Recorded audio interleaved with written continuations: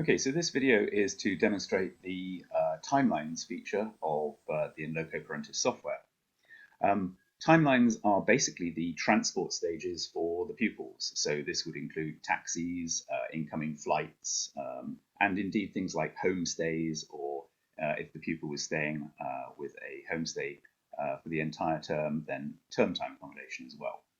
So I'm going to try and set up the timelines for a journey for James Patel. And if I look at James Patel, I can see that at the moment, if I go to the timeline tab, he has no timeline information for the next 6 months. So I'm just going to check his school. He is currently at Akeley Wood School. And if I click on this magnifying glass here, it's going to take me to the Akeley Wood School record. And I can have a quick look at the terms on Akeley Wood School. And it appears that nobody has set up the terms for Akeley Wood School yet in this demo company. I can see if I press over here to look at the archive, there have been terms set up. So let's set up another term. So I'm going to go back to the General tab here, and the term dates URL has been entered. So I'm going to follow that link, and that hopefully is going to take me to Akeley Wood School with the term dates. And I can see the term dates for next academic term.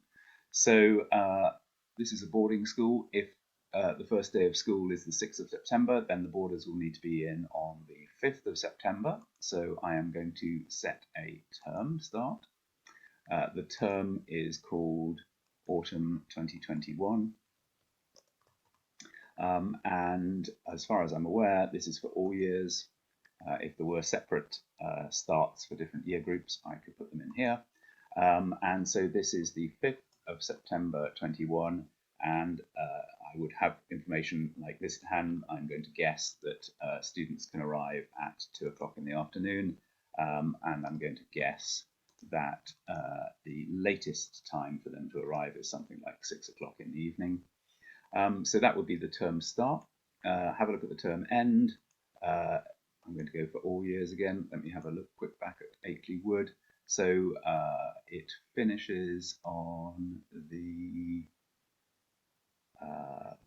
16th of December. So I'm going to assume it finishes at 4:30 on the 16th of December.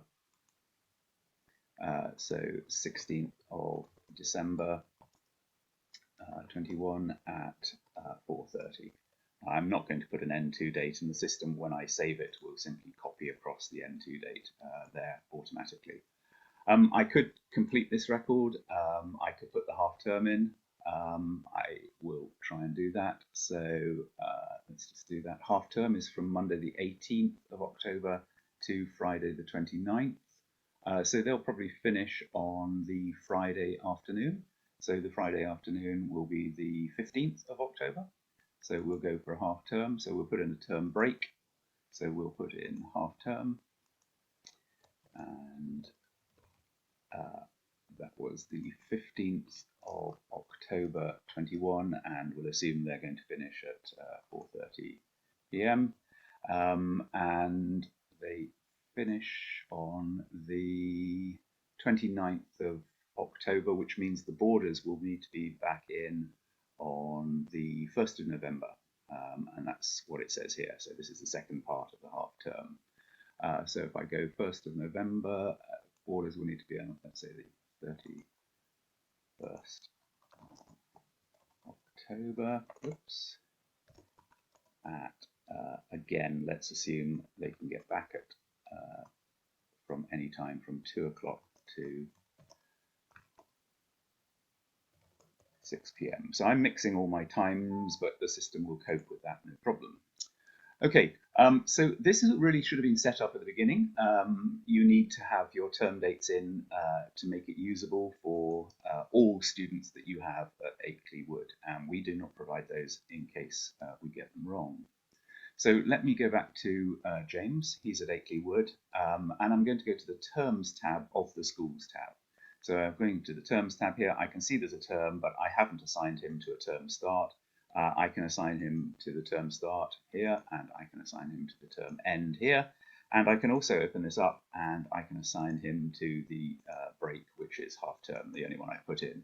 If there were parents' meetings and or other breaks, exeats and so forth, I could have added those there as well. There is a utilities page to make that easier.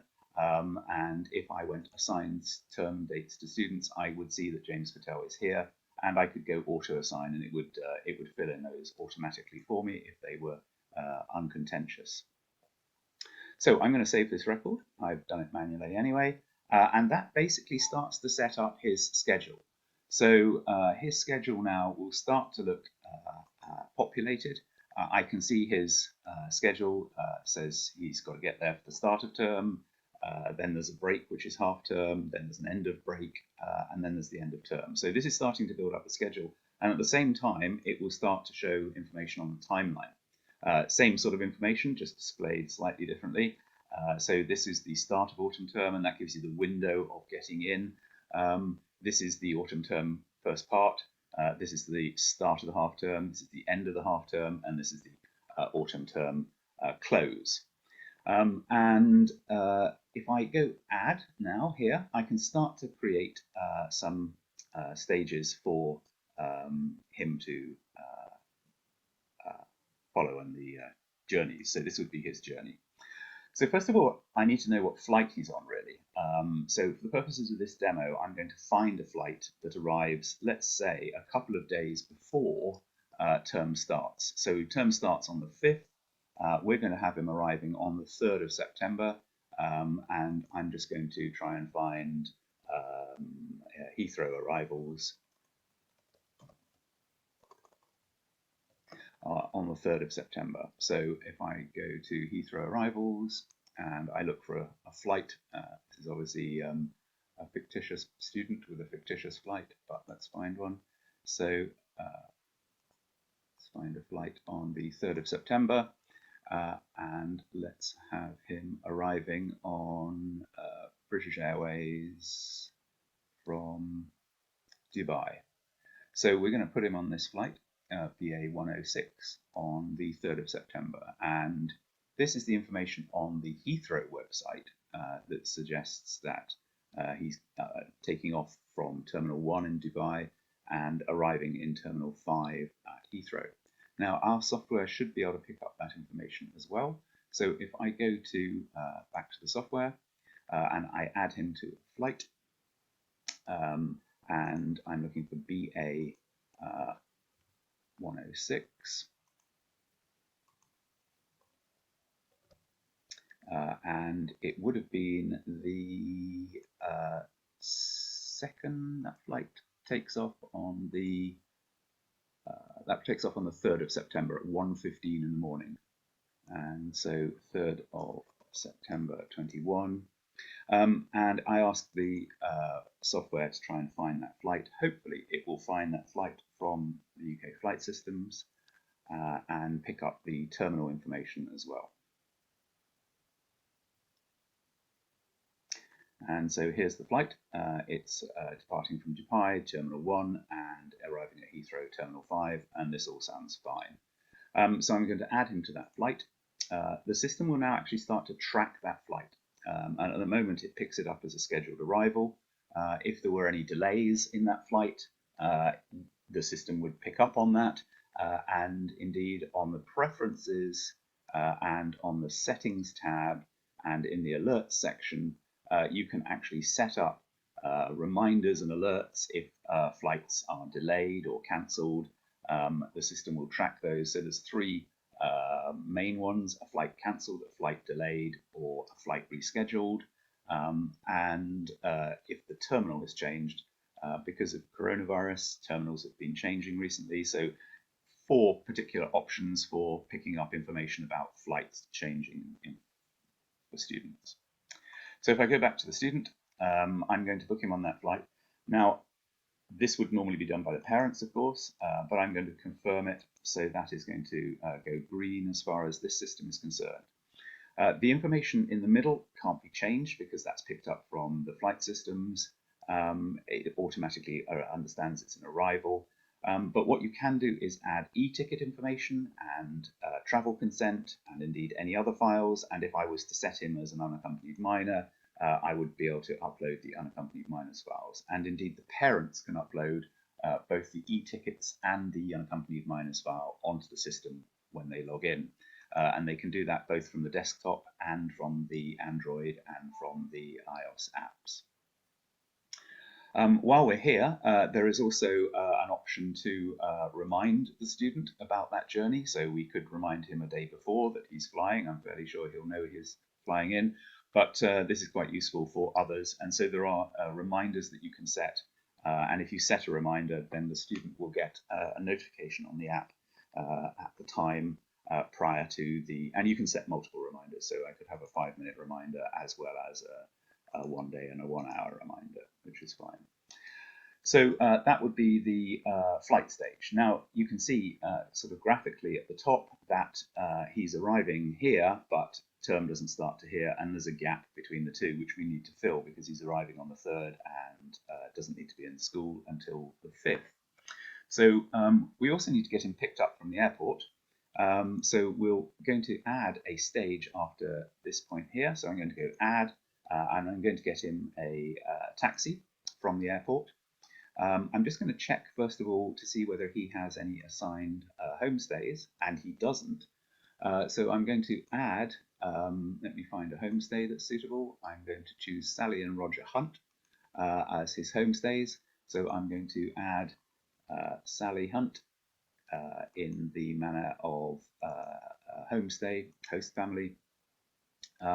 And I could have picked the host family themselves, or I could just add the other members of the host family. So host families, of course, have a variety of things that they can do. And if I save that and then press on this button, it will add Roger Hunt, who is also a primary member of the household, who's going to look after James. And just looking here, I can see what these particular household members can do. So they can obviously provide a lift, which we'll come to in a second. They can obviously provide accommodation because they're a homestay. They're going to get birthday reminders, and they can claim expenses, which we'll also come to in a second. Now, one of the important options here is can view complete schedule. If you have this box ticked, then a homestay will be able to see all the other scheduling information about that student. So you have to be slightly careful if a student is staying at multiple host families, because that will then be visible to this host family. But it's quite useful for the host family to know which flight they're on. You can get the host family to get information about flight changes and things like that. That's not a problem, but it's also quite useful to know exactly when term starts for the students and what other flight arrangements or what other transport arrangements have been made. So we are going to leave it as checked in this particular case for both of these homestays. So I'm going to tick this box so that the homestays can see it. If you are always going to tick that box, then you can go to the preferences and change the default setup for a host family. So we now have a host family for this student, and so if I go back to James's timeline, I will be able to add a taxi journey to the host family. So the system here will be able to recognize. So I'm going to make a mistake here intentionally. This plane is arriving at Terminal 5, and I am going to send the taxi erroneously to Terminal 4. If I scroll down here, I can either pick the meeting point graphically, or more likely to pick it from here. So I'm going to send the taxi to meet them at home at Terminal 4. And immediately, I don't know if you saw that these two sections went red, and over here there's an exclamation mark with several problems here. This journey hasn't been booked, hasn't been confirmed, there's no taxi company selected, the destination's not defined. But at the bottom there, it also says the previous destination is too far. So this is telling me that there's 3.33 miles between Terminal 4 and Terminal 5, and his flight is basically getting in at Terminal 5. There is no time gap here, and he's suddenly being picked up from Terminal 4. So that is clearly a mistake. I'm going to fix that and change it to Terminal 5. So the system is designed to try and pick up on errors, and if I save that, I need to pick some taxi companies here. So I'm going to club cars, with a tongue twister, and Eleanor is going to be the taxi driver. I am going to book and confirm this stage, and when I save it, it's still got a problem because I haven't defined the destination. So where am I taking him to? I am taking him to the Radford's house. And when I define the Radford's house, you can see that it understands the address. And if I click here, finally this stage goes green, means that I've got most of the information right. There's still a bit of a problem here because the journey takes longer than the stage interval. So when I pressed plus here, it just gave me a 5-minute stage. I can see that the arrival time in the arrivals hall is 6:25. That's great. The taxi is booked for 6:25. But if I scroll down a little bit, you can see that the system understands that this is a 1 hour 27 minute journey. That's going to be about 77 odd miles. If I was to click on any of these green things, it would actually show me the journey. So I can see the journey if I wanted to on the map. I'll believe it. It's based on Google Maps, so it's probably right. So there's no way that can be done in 5 minutes. But if I just click on this calculator here, the start time is correct. So I need the system to adjust the end time as per this 1 hour 27. And in this case, that has given it exactly 1 hour 27. If you want to be a little bit more cautious on journey times, then in the preferences, again on the settings on the general tab, you can set a journey safety percentage. So you could ask for this to be a 20% journey safety. So that would be giving me extra time per journey. You can also set here, while we're here, you can set the default check-in time. So that would be the number of minutes before the flight takes off for checking in. The default on that is 2 hours. And this would be the default time from landing to the arrivals hall. So you can set those as defaults. You can also override them on individual journeys if you have more information. So now the calculator's reappeared. It's still saying there's a problem that I haven't got enough. I need another 17 minutes, and that was the 20% extra time. So if I now click here, it's going to give me a bit more extra time for that journey. And finally, it's gone green and stayed green this time. So we have him being picked up from the airport by taxi. We have him being taken to the homestay. We now need to accommodate him for a couple of nights. So we're going to add some accommodation here. And that's just going to be a quick homestay accommodation. And if I just look at that stage that it's added, first of all, I need to get the times right. I'm actually going to keep him until sometime on the 5th. So the system wants to know exactly what the times are. And the reason for that is because it will check to make sure that there are no conflicts between the host family's diary and this student. You could have a host family that accommodates more than one student, and the system would check to see whether the host family has any space. So let's just have a look. We've put in the times now. We can pick the household, which is going to be his standard household, and we can pick rooms. If the host family, in this case, the host family doesn't have more than one room, but if the host family had multiple rooms, I could add a second room here. So just call this room 2. And if the host family had multiple rooms, then it recognizes that there are different schedules for each room.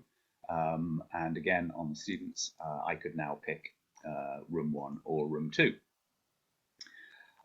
So that's all confirmed. I'm going to book that. I'm not going to confirm it because I want to show another feature. So I've booked that journey. It's certainly there. What's it complaining about now? It's complaining about not confirmed. And this is basically because the homestay hasn't confirmed hasn't accepted the student. Okay, so for some reason it seems to be unhappy about these two journeys, and it's saying something here. If I hover over this error message, it says previous destination is too far. So I must have made a mistake when I picked this. If I look back at James Patel, I can see actually that I haven't sent him to the Hunts. I've sent him to the Radfords. And so, in fact, I've sent him on a wild goose chase all the way to the wrong thing. But again, the system has picked it up. These two refuse to be accepted. As soon as I put in this homestay, I got the homestay correct, but I got the taxi taking him to the wrong destination. So if I change this to the correct host family, which is the Radfords, and you can see this one is marked as host family. The reason this one is coming up is because at some point in the past, James has been sent to the Radfords. It's saying it's a household that it's associated with James. He's used them in the past, and I can see that he's used them in the past because that's written down here. But actually, his current host family is the Hunts. So I'm going to redo this stage, and I'm going to get it to recalculate the distance, and then hopefully it will be happy. Now what's happened is, of course, it was further, and it's going to take longer to get him to the Hunts. That's now a 2-hour journey, and I've booked him in at the Hunts at 8:10. Well, he's not going to make it for 8:10. So I'm going to right-click on the timeline segment for the taxi journey and copy that time. And I'm going to right-click on here, and I'm going to paste that time. And now that should sort out the timelines. Now looking a lot better. It's still complaining here. Let's see what it's complaining about. It's just complaining that it hasn't been confirmed. Okay, which is fine. So let me save any stages that haven't been saved. I think it's all up to date. And let me go in and actually view the software as if I was the Hunts. So I'm going to view as Sally Hunt. Let me just find myself there. And if I go into the community and I look as Sally, then I can view as using this eye icon at the top. So I'm now viewing the system as Sally Hunt. And hopefully we will see her household and we will see James Patel's booking. She will have got a message, and there's a message that says you have one unread message up the top. And if she had had the app, there would be a notification on her app. And the message is that there has been a new stay arranged for James Patel. And if I go back to the household page, I can see this. And if I'm happy with this, I can confirm it. There is a little tick button here, again appears on the app as well. And if I tick this button here, then that goes green, and Sally Hunt has now confirmed that she's happy to take James Patel on those dates. So if I exit the software from Sally Hunt, it'll automatically drop me back in as the administrator that I am. And again, on Sally Hunt's household page, we would be able to see exactly what she can see. So this is an exact mirror of what she sees on her household page. So going back to the student now, if I look at the student's timeline, then that will have gone green, and now we can see that that she has accepted the stage. There's still a gap here because this is finishing in the morning, and we still need to get him to school, and so we're going to need to book another taxi. I can see that the timings aren't going to be right. We've chatted to James, and he'd like to get back to school at about 5 o'clock. And so what we're going to do is we're going to add a lift in here. So I'm going to click on the plus button, and I'm going to add a lift. A lift is a lift by a homestay normally. So I'm going to add a lift in here. This creates the lift stage. I'm going to say who's going to be giving the lift. That's going to be Sally. And we're taking from the host family and dropping him at Akeley Wood. And again, when Akeley Wood was set up, the locations were set up as well. And it knows that's a 1 hour, 47-minute journey with 78 miles. And I can confirm and book that as well. And Sally will get information to confirm that she is actually taking him in. So this has saved it. It doesn't seem to be entirely happy because of the timings here. So he needs another, it's not going to be a 5-minute journey. It's going to be more like 1 hour and 3/4. That's gone green.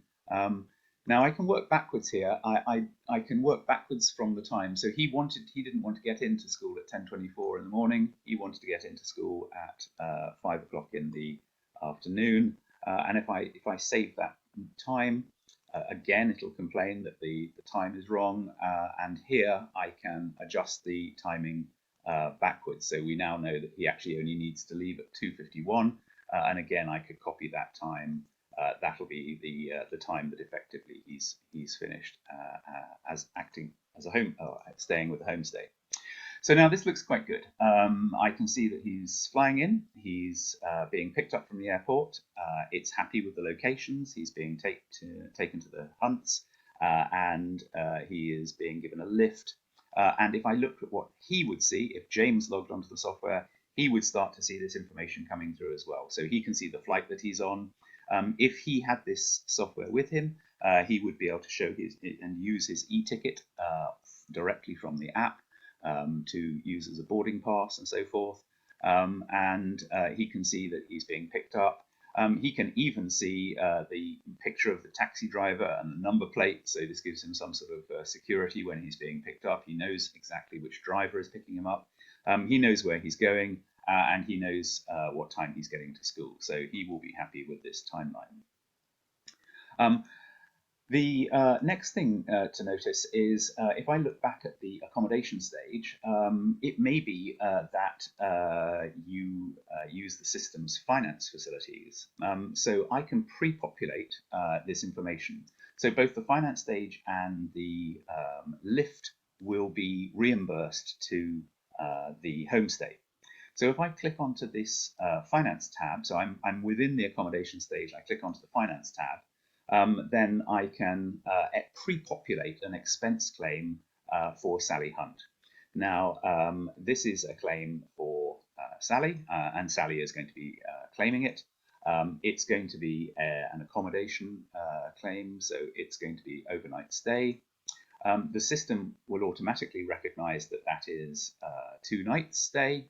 It's populated that for me, and we have that set up in the finance page. There is on the finance tab in the preferences, we have the nominal entries for overnight accommodation set up as a default of £30 and charge to the parents of £40. It understands that that is nights. I could set it up so that the Hunts get a different charge, so I could set these people up to get a different rate if I wanted to, or I could indeed override it at this stage. So the system's calculated that's 2 nights, and I could say accommodation accommodation before term.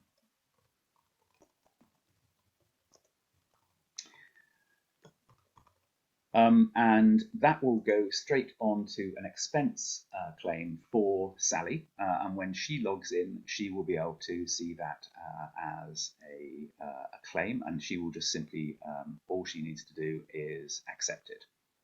And it's pre-populated the cost centers for the parents and so forth. So that's the first thing. And again, that links to the finance side as well. So not just the expense claim, but it will eventually, when she claims the expenses, link through to the finance, and the finance will link through to Xero or QuickBooks or any of the other packages that we support. That is the subject of a separate video. But before I leave this one, I'm going to have a quick look at the journals as well.